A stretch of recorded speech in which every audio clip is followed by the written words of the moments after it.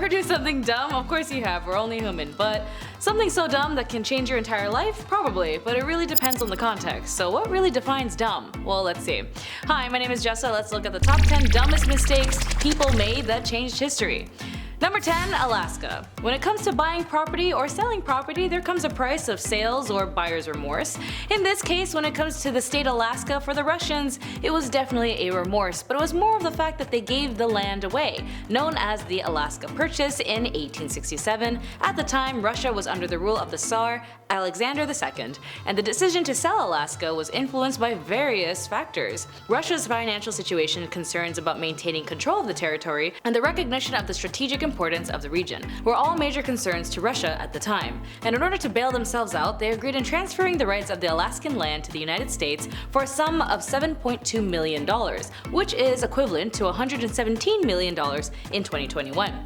In Alaska, the Americans foresaw potential for gold, fur, and fisheries, as well as more of a trade with China and Japan. The Americans worried that England might try to establish a presence in the territory. In the acquisitions of Alaska, it was believed it would help the US become a Pacific power. But as of recent events, now that the Americans see it was a very good investment, whereas in Russia, a regretful dumb long-term consequence. Number 9. Titanic. Ever forgot your keys somewhere and you gotta ask someone else to help you? Or ever forgot your keys and accidentally caused a ricochet effect of the Titanic sinking because you couldn't open a locker that had a pair of binoculars in it? Well, that's what happened. Fred Fleet was in charge of looking for the icebergs, however he didn't have access to the binoculars, as they were locked up and the key just didn't make it to the journey. Fleet even testified to the Senate that if he had access, he could have had seen the impending disaster well in advance to prevent it. Before the ship had sailed, the company made a sudden decision of replacing the second officer of the ship, David Blair, with Charles Lightoller, and the key that the locker stayed in the pocket of Blair, who had forgotten to hand it over as the ship had got going. The crew couldn't get access to the binoculars in the crow's nest locker, and the binoculars might have actually helped the crew spot the iceberg a lot earlier. Number 8. NASA's OOP. Another misplaced I may have forgotten something, but wouldn't have to create such a big oopsie is shockingly NASA, a organization for spaceflight and aeronautics that you'd think they'd be a little bit more detail-oriented, but with the tragic mistakes had left more with learning. In 1999, they lost a $125 million Mars orbiter. During the creation of the orbiter, Jet Propulsion's laboratory used the metric systems for the calculations, while Lockheed Martin's aeronautics used English units for the measurement. The miscommunication resulted in the $1 million Mars orbiter drifting in space for an eternity. The discrepancy wasn't reported to the agency, and this caused the spacecraft to come to a close proximity of the planet. It went through its upper atmosphere and unfortunately ended up disintegrated. Number 7. A quick 45-minute quick nap. A German diplomat named Heinrich Albert, who happened to be the paymaster in a World War I spy ring in the US, took a lovely nap in a nice comfy July afternoon in 1915. Unfortunately, the train stopped abruptly and he freaked out, jumped out of the train, only to realize he had left extremely important information in a suitcase full of subversive files behind. After he realized his mistake, he tried to rush back inside the train, only to find it being snatched up by Frank Burke, a secret agent who was tailing him. The US government, instead of officially confronting Germany, decided to preserve its neutrality by just leaking the documents to the press. The subsequent fallout resulted in the offending diplomats being shipped back to Germany, and it greatly swayed American public opinion even further toward the war. As for Albert, he was greatly rewarded for his bumbling effort. He was made a Secretary of State in the German Weimar Republic and later on established a prosperous law firm that represented America's great interest in Germany. Hopefully he doesn't lose any more papers. Number 6. Paranoia. Stalin was indeed a paranoid man, and he died a paranoid man, as he should, as he's a dictator and he's caused so many issues. But his obsession with his personal security prevented him from actually being saved. He forbade anyone from entering his room without his consent because he consistently feared of an assassination. So when the man one day didn't leave his room for his normal routine, the guards began to worry. If they entered without his permission, they could have been imprisoned or executed. The same fate also awaited them until it turned out to be an emergency and they failed to help him. Even after they found the dictator in a helpless heap inside his room, his staff feared him greatly. Doctors sent to him help could not stop their hands from the trembling. When they examined him 4 days later, the great dictator was dead as a victim of apparently a massive stroke.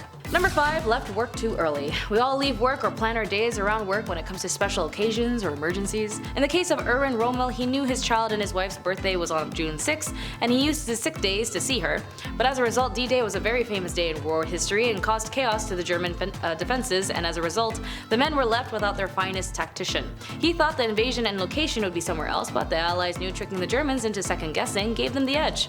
Rommel himself owned up to his mistake and uttered "How stupid of me" when when he heard the invasion. Although Rommel rushed back as quickly as he could, the damage was already done. The Allies had strongly secured their beachheads and nothing was going to stop them from going to Germany. Still, despite them winning, who knows, maybe Rommel should have just stayed at work. Number 4. Speeches are hard. We love a good honest speech, but when it comes to the Berlin Wall, the momentum event wasn't a conscious decision but a bureaucratic accident, kind of a comical in nature. East Germany had decided to loosen up the travel restrictions, and Günther Schabowski, an East German politician, was given the charge of bringing the relaxed rules into the information of the people of Germany by holding a press conference. On November 9th, 1989, Schabowski was given a piece of paper that he didn't actually care to read before stepping up to the podium. The speech was long and boring, but once everyone was realizing what he was saying about talking about relaxation and travel rules between the borders, as a result, the Berlin Wall had finally came down. Number 3. Lottery tickets. If you play the lottery, this story might have broken your heart. Obviously, losing a lottery ticket doesn't have any long-term impact on the history, but it does impact the history of one couple. In 2010, an elderly British woman hit the jackpot when she won $181 million in the lottery. Unfortunately, her husband threw the winning ticket in the garbage before the woman could claim her winnings. She said, and quote, "I play every week. I play the lottery, the Euro Millions, the Thunderball, but my husband takes the ticket off me and I don't see it again. That's why I always write my numbers down." After the ticket remained unclaimed for over a week, she checked her notepad and found the winning numbers to be hers.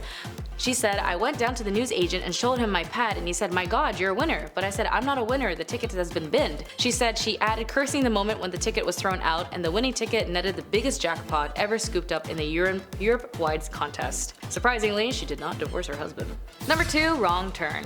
Ever take a wrong turn on the highway on the road and you realize, oh, I gotta go all the way around? Well, in regards to a young man named Franz Ferdinand, aka the Archduke, his driver accidentally took the wrong turn. On a fateful day, 2 assassinations attempts were directed at the Archduke, and the first attempt failed thanks to his chauffeur, of course, successfully deflecting the bomb that the assassins had thrown at him. Then the explosion claimed numerous lives, but the Archduke and his Duchess were saved. But the Duke later on expressed his desire to meet the victims, and while on the way to the hospital, a wrong turn taken by the chauffeur changed the course of history. The turn then led them straight towards one of the assassins, Gavrilo Princip, who had been hiding in a coffee shop when he saw the car approaching. Princip fired 2 shots, and the Duke and the Duchess dropped dead, and World War I finally set off. Number 1. Hold the door. Hold the door, or Hodor, in regards to the Byzantine Empire, the fall of the once known enterprise, or the fall of the Constantinople in 1453, is because someone forgot to lock the door.